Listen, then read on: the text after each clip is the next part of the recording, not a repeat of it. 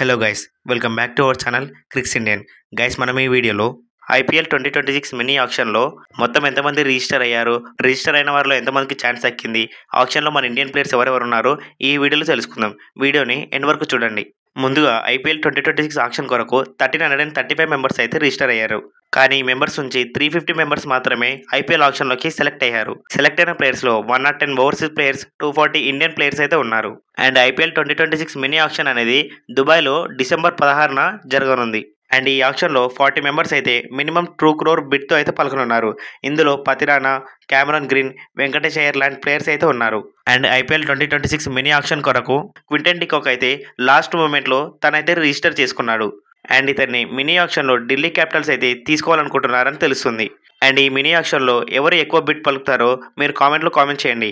Information వస్తే ఇలాంటి మరిన్ని మోర్ వీడియోస్ కోసం మన ఛానల్ని సబ్స్క్రైబ్ చేసుకోండి. Thanks for watching.